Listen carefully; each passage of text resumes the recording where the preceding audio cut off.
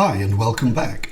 You're on the HOPE course at preferredfutures.com and this is lesson 2, setting goals. In our last session, we explored what hope actually is, something more than wishful thinking. We looked at Snyder's hope theory and you had the chance to begin sketching out a hope path towards one of your preferred futures. To quickly recap, hope is the expectation of something desirable. It's not passive, it's a cognitive, dynamic process that gives direction to our lives. Snyder described it as a positive motivational state built on 2 key ideas: agency, our belief that we can act, and pathways, the routes we imagine to reach our goals. We'll go deeper into pathways and agency in lessons 3 and 4, but today we're focusing on the first essential element in Snyder's model, the goals themselves. Because if hope is the engine that drives us forward, then goals are the compass. They give that energy direction. So let's dive in. What kind of goals are we talking about? Snyder made a useful distinction between positive and negative goal outcomes, but both can be part of a hopeful life.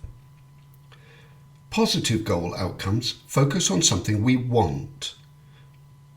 Initiation goals involve starting something new, like beginning a course or launching a project.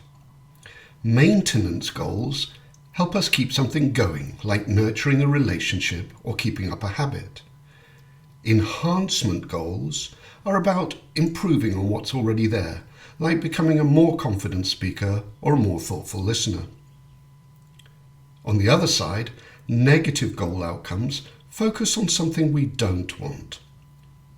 Deterrence is about preventing something unwanted, like avoiding burnout or relapse.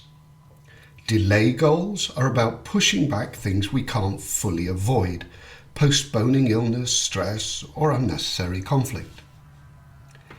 This perspective is helpful because it reminds us goals aren't just about chasing what's new. Sometimes they're about protecting what matters, maintaining the good, or steering away from the bad. Once you've got a meaningful goal in mind, how do you actually shape it into something practical and doable?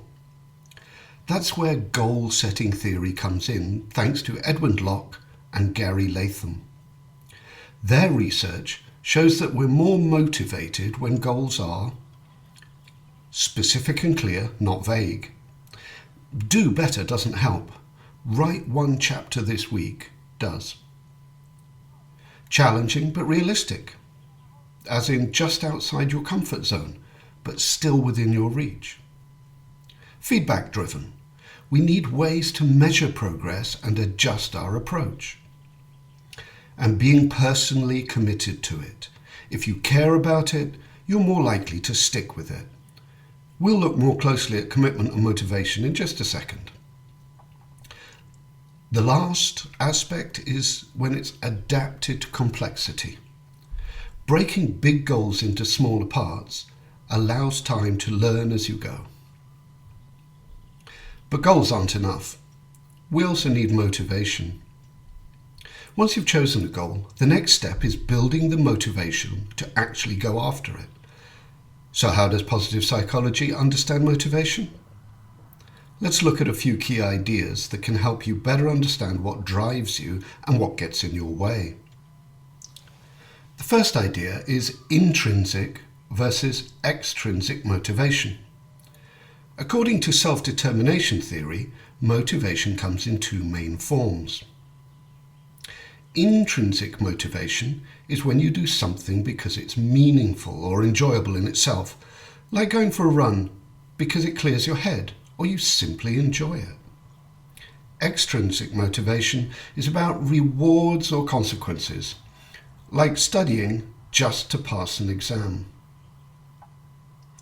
Intrinsic motivation is stronger and more sustainable, but extrinsic motivation can still work, especially when it's aligned with your own values. That brings us to some subtypes of extrinsic motivation. Firstly, external regulation, driven by rewards or punishments. Then there's introjected regulation, driven by guilt or outer pressure that has been internalized. Thirdly, identified regulation, when you see the value in the goal. Integrated regulation, when the goal fits with your identity, even if the activity itself isn't always enjoyable. Although all of the above are extrinsic forms of motivation, you may have noticed that each subtype moves progressively closer to being intrinsic as it becomes more internalized.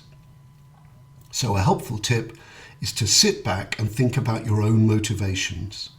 Which ones align with your internal desires and values, and which seem to come with the label must or should?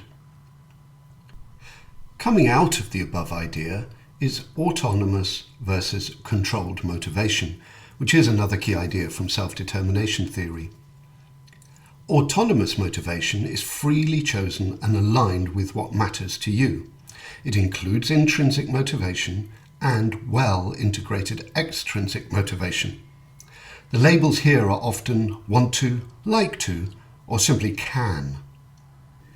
A super helpful and research-based idea here is to work with your strengths. When you use your natural character strengths, and these can include curiosity, perseverance, or kindness, you're more likely to stay engaged and follow through. This often leads to flow experiences, where the effort feels effortless and time flies by. This idea is so important in terms of well-being, as well as succeeding in your goals, that there is a separate course dedicated to it on this website. Controlled motivation, on the other hand, is driven by pressure, fear, or obligation.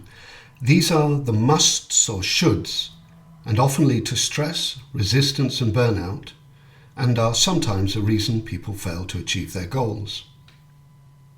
The takeaway? The more you can connect your goals to who you are and what you care about, the better. Of course, life doesn't always come in the shape we want it, but there are other good reasons to be motivated. One of which is purpose and meaning. Goals that serve a bigger purpose tend to have more staying power. When you're working towards something that contributes to others, leaves a legacy, or serves a higher value, you're more likely to stay the course. If you can focus on the good the goal will bring others, then that adds purpose and meaning. And finally, your mindset matters. A fixed mindset, thinking you have to make do with what you were born with, can lead to giving up too soon when setbacks arise. On the other hand, if you believe your abilities can grow with effort, which is called a growth mindset, you're more likely to keep going when things get tough. In this lesson, you'll watch 2 more videos that delve deeper into the topic of goal setting. Afterwards, you'll complete a worksheet to identify a meaningful goal and break it down into achievable steps. By the end, you'll have a concrete, realistic, and energizing goal that aligns with your values and guides you towards a preferred future. Have a great day.